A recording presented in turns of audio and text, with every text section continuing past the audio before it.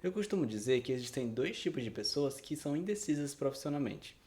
As que estão indecisas porque gostam de muitas coisas e não sabem qual delas escolher, e as que não gostam de nenhuma opção em particular e simplesmente não conseguem se imaginar fazendo nada.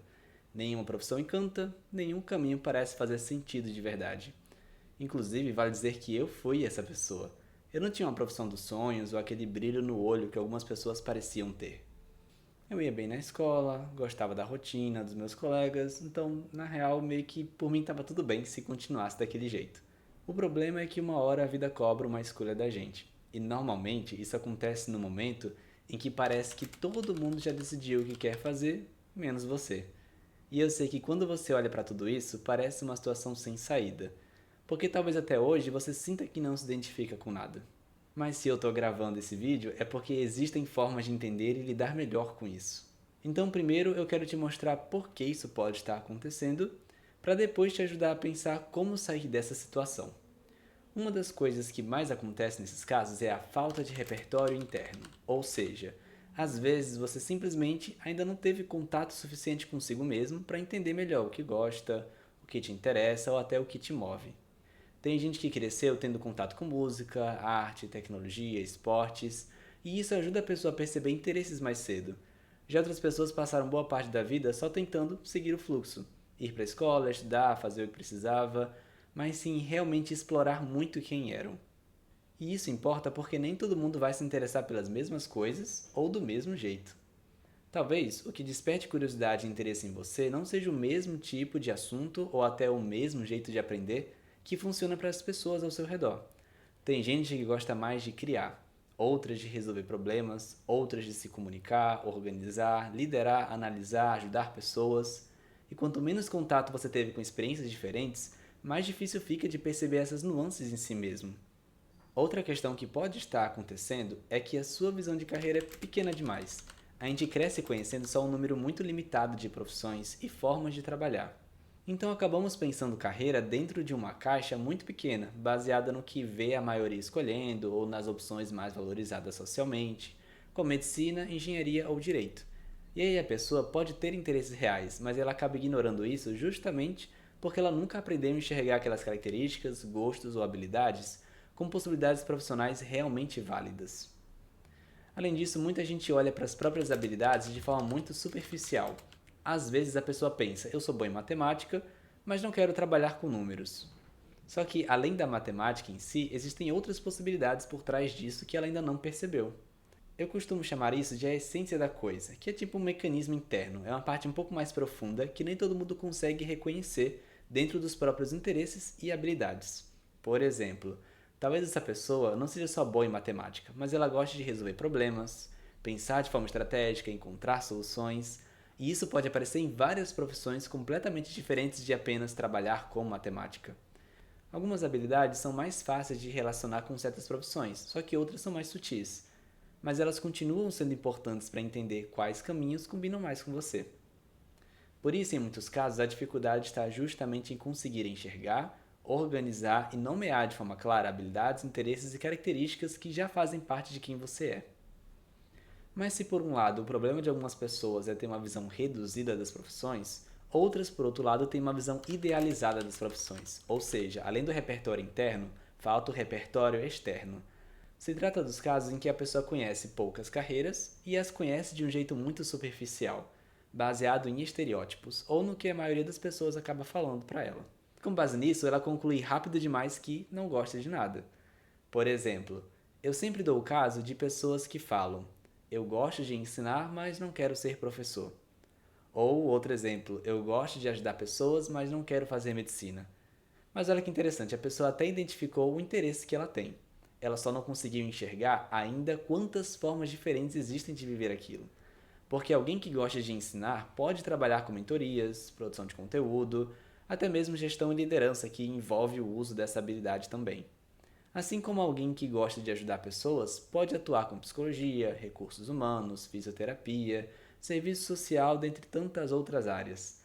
Outro exemplo de estereótipos profissionais é o que acontece com as artes. Tem gente que ama desenhar, criar, imaginar coisas, mas automaticamente pensa, isso não dá dinheiro. Sendo que hoje existem várias áreas envolvendo criatividade e senso estético. como design, ilustração, animação, tanto 3D quanto 2D, direção de arte, produção audiovisual, web design. Ou seja, o que está travando essa decisão é a falta de repertório sobre as possibilidades reais que ela tem. E junto de toda essa idealização, existe ainda um outro problema muito comum: a ideia da profissão perfeita. Muita gente sente que precisa encontrar uma profissão que gere uma paixão instantânea, quase que um amor à primeira vista. Uma sensação absoluta de é isso. Como se no momento que descobrisse a profissão certa, automaticamente viria a certeza absoluta. Só que na realidade normalmente não funciona assim, porque dificilmente você vai encontrar um trabalho que ame absolutamente tudo. Todo trabalho tem partes chatas, como burocracias, rotinas, às vezes muitas demandas. Pode ser que você esteja esperando uma sensação idealizada que simplesmente não existe, e isso faz muita gente achar que não gosta de nada, já que ela desanima sempre que considera uma opção, quando na verdade ela só ainda não encontrou algo que faça sentido de jeito realista, analisando o todo daquela escolha. Ou seja, faltou aquela percepção e maturidade de dizer: pelo que esse caminho me oferece, vale a pena abraçar esses desafios. Existe mais um outro ponto muito importante que pode estar gerando essa falta de identificação com as opções. Às vezes, a questão vai além da escolha da profissão em si, porque isso também é afetado pelo momento de vida que você está vivendo agora. Em alguns casos, talvez a carreira não seja a única coisa sem sentido nesse momento. Já aconteceu de eu sugerir pausas em orientação profissional de alguns pacientes, não porque carreira não fosse importante para o caso, porque era realmente, mas existiam outras questões acontecendo ao mesmo tempo que estavam consumindo praticamente toda a energia emocional daquela pessoa. Às vezes a pessoa está passando por um momento depressivo, uma fase de exaustão, uma crise pessoal ou até um período de muita ansiedade. Em outros casos, existe um verdadeiro turbilhão acontecendo na vida, como mudança de cidade, problemas familiares, término de relacionamento, pressão financeira, luto ou uma fase inteira de redescoberta pessoal. E aí fica muito difícil pensar o que eu quero fazer da vida, porque naquele momento toda a sua energia está voltada para tentar lidar com o que está acontecendo e sobreviver a isso. Porque nessas situações, o mais importante não é forçar uma escolha imediata, mas primeiro criar condições emocionais para você conseguir enxergar suas possibilidades com mais clareza e com mais coerência. Mas beleza, agora que falamos sobre o porquê essa dificuldade pode estar acontecendo, vamos falar sobre por onde começar para lidar com essa situação. E a primeira coisa é explorar. Porque se é falta de repertório que está dificultando que você reconheça interesses, então a solução é justamente se permitir e testar novas experiências. E essa exploração pode acontecer de maneira simples.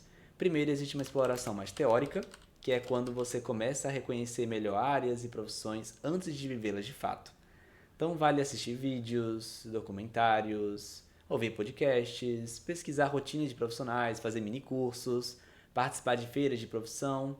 Inclusive, uma forma muito boa de começar a entender se uma faculdade faz sentido para você ou não é ir além do nome do curso e começar a explorar os conteúdos dele.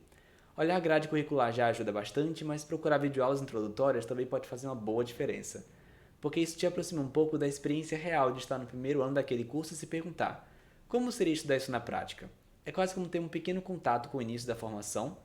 E claro que uma videoaula introdutória não representa a formação inteira. Ao longo do curso as coisas vão ficando mais amplas, profundas e diversificadas, mas já funciona como um bom primeiro passo.